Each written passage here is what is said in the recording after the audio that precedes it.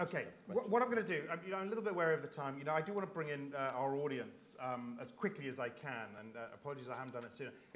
If there's someone in the audience who wants to focus specifically on the business angle, if they're responsible for environmental strategy within their company in any shape or form, it would be interesting to hear that business concern and put that to our panel. So if there's anyone with a question on that, raise your hand. Otherwise, let's hear from the audience. Anything for the panel. Don't be shy, please. Okay, we can go home then. There's really no one?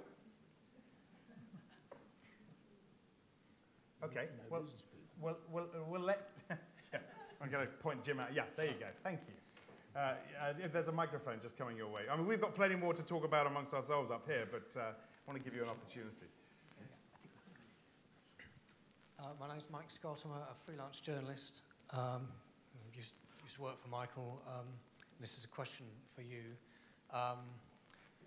No one can question, your sort of commitment to tackling climate change, but it's fair to say that not everyone in the Brexit camp is of the same opinion. There are many people, starting with Nigel Lawson and moving on, who are climate deniers. How do you sort of deal with that problem that if we leave, those people are likely to have more influence over government policy, and that's got to be bad for the environment, surely. So here's the thing. It's a great question. I'm glad you asked it because it gives a chance, I think, to address a really big issue. That there are at least two Brexit camps. That's one of the reasons why there isn't a clear consensus on exactly what would happen. But there is, frankly, a xenophobic Little Englander camp, of which I have nothing to do with them. I'm not interested in them. I never have done. I never will do. There's also a cosmopolitan and pro-growth Brexit camp, and that's kind of, I don't want to put words in your mouth, but that's the Brexit camp that's interesting. This idea that we are linked to the one major block of the world's economy which is failing to grow, and we are tightly bound and linked to their rate of progress. That's the issue. So now what happens is, after a potential Brexit vote, think about what happens. There are still the Remainers, who will be somewhere near 50%, according to the figures that you started us off with. And there'll be the cosmopolitan Brexiters, people like Martin and myself, who are desperately keen to continue trading, who want to improve our links with the rest of the world, whilst maintaining, to the very greatest extent possible, our links with Europe. And that will be 75 or 80% of the voters, those two together, the Remainers and the cosmopolitan Brexiters, and that will be the dominant driver behind whatever negotiations we enter into. And the swivel-eyed Little Englander, climate denier, whatever, they are not going to make the political weather, even if there is a Brexit vote. I just want to get this straight. You're going to vote out, right? You're going to vote leave. I'm going to vote, yeah, as I started off saying, we'll be fine whether I vote leave or whether I vote stay. The reason I asked Michael, you wrote a blog about a month ago where you said you're still undecided with a bit of trepidation. I was kind of faking it. I'm going to vote leave.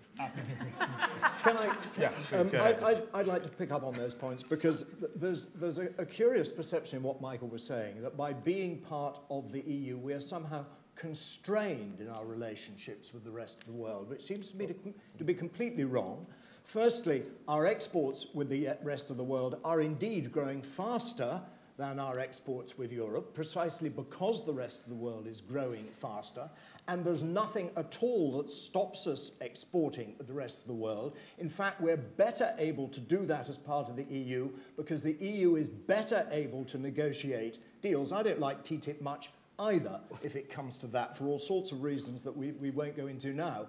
But nevertheless, it will give a much bigger free trade area with the EU as the UK part of that than if the UK had to try to negotiate that kind of agreement with lots of different countries separately, quite apart from taking the best part of the next 3 decades, because we know that negotiating trade deals takes a very long time under all circumstances, and it was President Obama who said, we would be right at the bottom of the trade negotiation heap if we were trying to do it on our own. This is nonsense. The EU has had 40 years to negotiate free trade agreements, and so far they've managed a tiny handful because it's difficult to get all 28 countries to agree. We can't have a free trade agreement with Australia because it upsets Italian tomato growers. We can't have a free trade, we almost got a free trade agreement with Canada, but it's currently being held up because of Romanian visa issues. I don't believe that we couldn't negotiate a free trade agreement ourselves with the US. I think Obama said we're at the back of the queue. There is no queue. There are two agreements that they are negotiating. One is with the EU, TTIP, which almost certainly is not going to happen because the French film industry is concerned about Hollywood exports and other... Getting away from our subject matter again. Well, but he raised the issue of free trade agreements. The EU has been spectacular. We're going to have a free trade agreement with the Palestinian Authority. Great. But the big areas, China, India, the US, there is no chance of the EU negotiating free trade agreement with these places. I believe in free trade. Caroline, to her credit, does not, so it doesn't concern her. But I think we should be trading with the parts of the world that are growing. And to do that, we need comprehensive free trade agreements, which we'll be much better able to do on our own. The idea that negotiating on behalf of 65 million consumers is going to be as effective as negotiating as part of the largest single market in the world with 550 million, I think is complete cloud cuckoo land. I mean, they've moved from Project Fear to Project Fantasy. And it's just simply not the case to say that we're going to be able to make all of these lovely trade agreements on our own that are going to have the same quality as the trade agreement that we would be able to have, taking longer, no doubt, but working with the EU. You know, people on their side of the debate often talk about an agreement between, I think it's Switzerland and China, but if you look at the actual terms of it, the way in which Switzerland's got to open up its barriers far, far in advance and quicker than China ever does suggests that actually the terms of the trade agreement matter, not just whether or not you've got one. And you know, we've heard from Obama, we've heard, in fact, from Hillary Clinton, too, in case we were in any doubt. So I think it's very clear that we're not going to be able to have the kind of trade agreement that the others would like us to say. Can I say one last thing, because I have to go? Yeah. I'm really sorry, there's a vote in Parliament. I have to run away. I do apologise. I would love to have got us onto sovereignty and the fact that we're part of NATO, which I think is a much bigger issue around sovereignty than the EU ever is. Thank you so much for the opportunity. I think Lord Marks might be coming. I don't know what we're doing next. You're very welcome to join us for 5 minutes if you want, Lord Marks. Caroline Lucas, thank you very much indeed. Thank you. We've got... We'll take that question and then we'll straight away take that question. This is sort of more of a comment than a question, but there's this rhetorical question around the debate, which is, would the EU cut its nose off to spite its face on trade just because they've been piqued because we've had the temerity to leave the EU? Right. I've negotiated with the French. Yes, they will. Okay. Well, do you want to respond to that? I'm very happy to respond to that one in a general as well as an environmental way. I agree. I think what's been missed by the Leave side in all of this is that the people in Europe, businessmen in Europe, are our competition. They want our business. They want our manufacturing. They want our financial services, and they want our farming business. The fact is that they are not going to be keen to sit back and do deals with us that take away the opportunity to compete with us. And if we leave, they will be taking full advantage of that. I apologise, I should have introduced you properly. Lord Marks is the Liberal Democrat spokesman for justice, by the way. Go ahead. And perhaps I could just add to that, because it is true that the EU exports more to us than we do to them in terms of value. But the fact is that we export 45% of our exports to them, and they export only 16% of their exports to us, because obviously their exports are much, much bigger than we are. All right. And they're not going to be so excited about 16% of their exports as we are about our 45%. I think we are, once again, using this as a platform to talk about the broader issues. Something on the environment, please. On the environment. I haven't been... the Brexiteers had a long list of the EU's environmental failings. What they failed to persuade me of is that any of these failings would be corrected by a UK departure. I think that case simply wasn't made. And just on one small point of fact, in terms of China, we sell 3 times as much to Ireland as we do to China, and we always have. We have seen trade delegation after trade delegation go to China. and we still sell 3 times as much to Ireland. Michael, okay, so how could leaving sort out these environmental problems? Well, of course, we can't guarantee that it will. I don't know what policies the UK government will pursue afterwards, but I do know that we will be able to control what they do through our normal democratic processes, whereas in the EU, as we've talked about, we can't. That, to me, is the essence of the argument. It's up to you, if you're concerned about these things, to lobby Parliament, stand for Parliament, talk to your MP, etc., and you vote in a democratic election to decide these things. I don't know what policy they're going to. I don't know who's going to get elected at the next election. It's exactly that uncertainty that throws a lot of people, though, isn't it? Well, but there's no certainty of staying in the EU as well. We don't know what the EU is going to do. They're currently, if you believe that Timmermans, the Vice President, I think it's actually quite a good guy. He's going through a massive deregulation exercise, much to the horror of some of the Greens. It may well be that some of these regulations will be swept away. I hope they are. But one thing's for sure, we won't have any democratic control over it either way. Okay. Can I come in on that as well? I think what we haven't heard in this debate is enough about the EU's successes on environmental issues. We have better water quality, we have better beaches, we have protection of migratory birds, we have the Habitats Directive, the Birds Directive, waste management, but none of which we would have had we been out of the EU to this extent. Caroline talked about microbeads. We are only going to be able to get agreement on microbeads and to get them banned, as the US has with its massive market, within the EU. And the reason, to answer the point originally made by David, that it's easier to work together is because it stops countries competing for their own narrow sectional interests when they can collaborate. The EU gives that framework. Okay, thank you very much. Very quickly. And I'd just like to make a point about climate change, because Michael made a point about the European Emissions Trading Scheme right at the beginning and implied that it was a great failure because the price of EU permits is as low as it is. But in one degree, that's a great success. The whole purpose of a permit scheme is to bring down the cost of permits, and the EU is meeting its climate targets. The EU emission trading scheme is going down in numbers of permits by 1.74%, which is the number that was agreed at the European level. It's costing us much less than some people feared it would, but in some ways, that's a success rather than a failure. All right, and I actually reminded of something you said about the European, about the emissions trading scheme. A painful reminder, you said, Michael, of what happens when politicians design financial instruments. Yes. Yes? Yes, because the EU ETS, the purpose of it was to accelerate the shift towards principally clean energy, but also clean industry.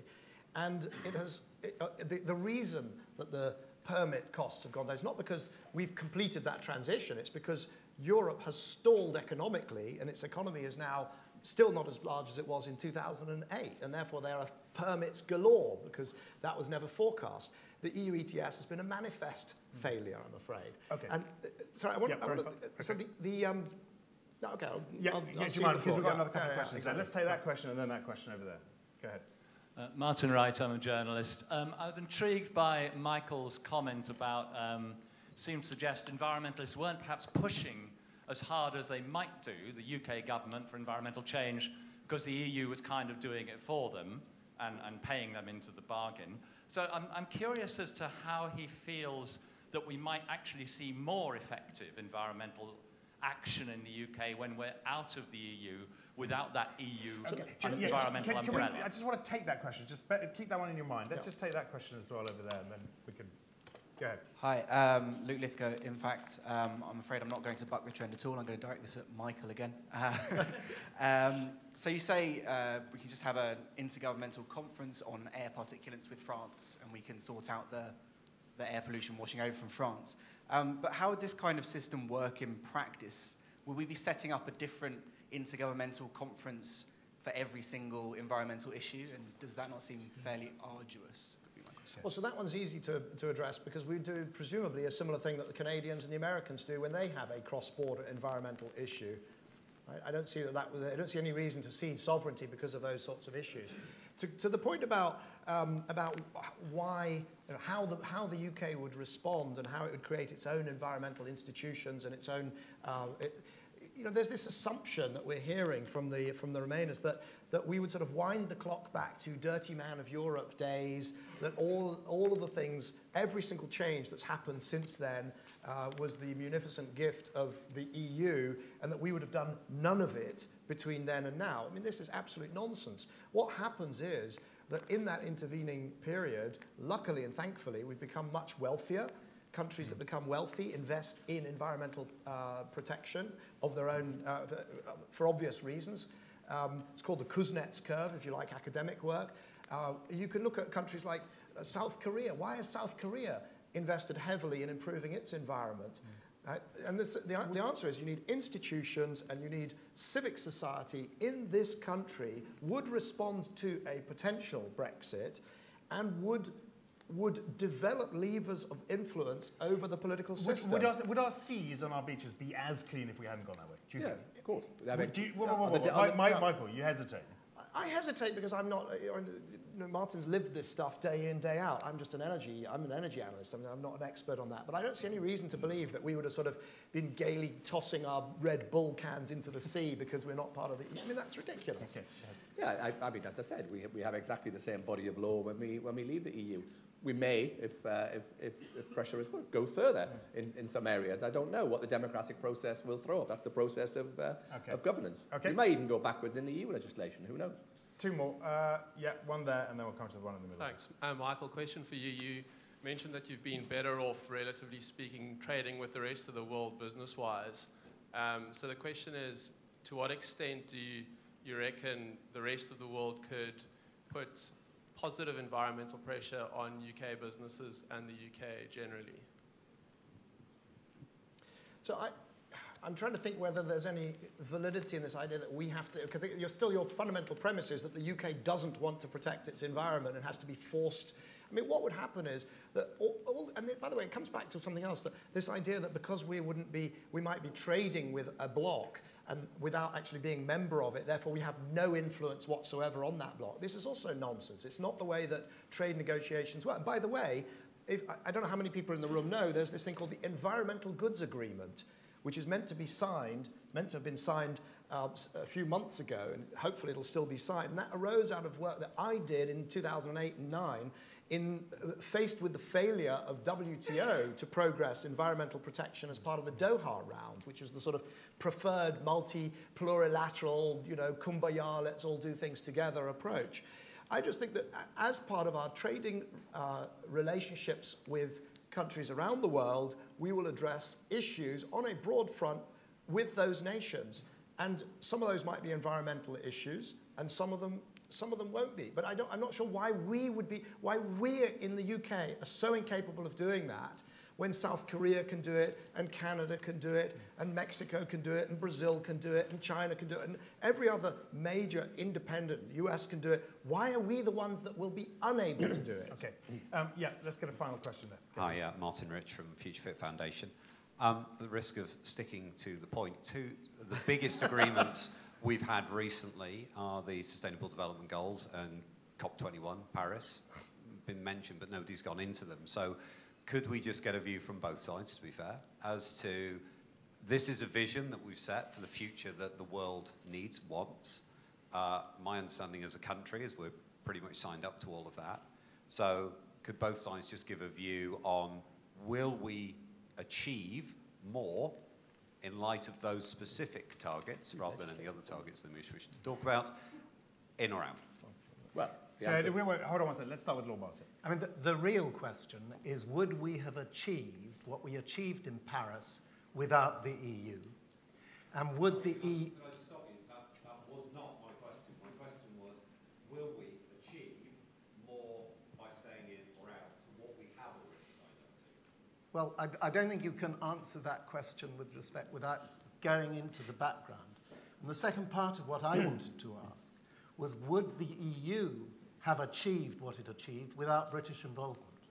And I think the answer to that is yes, is that it wouldn't have achieved, and that it achieved it because of British involvement. And that leads me to the future. I think that the EU will benefit from future British involvement, and I think the world environment and world environment conferences and agreements will be benefited by having a powerful voice in the EU. And I'm afraid I think that everything we've heard in this debate, not just here, but generally, on environment and on other issues, is posited on the fact that we all ask, what's best for Britain? It's also important to ask, what's best for Europe and what's best for stability overall? And I think our leaving will damage Europe, it will damage international stability, and it will damage international progress on the environment. All right. And that on the environment is a fundamental issue. Thank you. Very quick word. Yeah, very quickly. I think that COP21 and the SDGs were undoubtedly the high points of 2015. And it's a fascinating process which is quite similar to what goes on in the EU. Obviously, there's no legislation there, but it is countries signing up to common targets for the benefit of all countries. And of course, that then introduces pressure for them to meet those targets, because the politicians go along, they're comparing their own performance with those of other countries. It's precisely that happens at the European Union level, which is why we're more likely to get ambitious environmental goals if we stay in the EU than if we come out, when we'll be worrying about competitiveness effects and all sorts of other things, and we won't have that kind of sense of wanting to perform as well as our European neighbours. All right, you've got a steeper hill to climb, so I'll let you guys have the last word. COP21 was a binding agreement to produce voluntary targets, effectively. I mean, there's no mandation there. The straight answer to your question is we have already legislated for it in this country under the Climate Change Act. We have legislated for stricter CO2 targets than the rest of Europe. It's already on the statute. But now I have to say, honestly, it's not something that I support. I think it was madness to legislate in that area when the rest of the world is not going there. But I accept I'll probably differ from the rest of the audience on that one, probably even differ from Michael on that. But the answer to your question is it has already been done. It passed through the democratic process of UK Parliament with all-party support. We have already legislated to go further. So I think it's a great question, and I love that you're encouraging us to look forwards. My own view is that the SDGs were a huge missed opportunity because they embed all sorts of assumptions about how you achieve progress, and they're alienating to the vast majority of the normal business community. The COP21, which was an enormous success, unexpected, that was enabled. There was a number of reasons why COP21 worked in Paris, while Copenhagen 6 years before hadn't worked. And there was French diplomacy, and there was the fact that it was a voluntary, a bottom-up agreement, but also it was the impact of innovation. The fact is, the negotiators went to Paris knowing that solar and wind power and also LED lighting and smart meters were affordable, and so they could put something on the table. Looking forwards, if you look at in 5 years' time, can we go beyond Paris, which is your question? And it will be because of innovation. It will be because Elon Musk succeeds. It will be because solar will cost 2 cents and 3 cents per kilowatt hour in Morocco and Mexico and Chile and places like that. And so innovation is the engine that allows us to make this progress. And Europe is not innovative. That's the challenge. Okay, going to stop you there. We are out of time. Lord Marks, Paul Ekins, Michael Liebrecht, and Lord Callanan, thank you very much to all of you for your insights tonight. You guys are going to go off and do round tables. We're going to hear from Jim very quickly, and then you're going to get to vote at the end of the evening. Thank you very much to you for your questions as well. Thank you.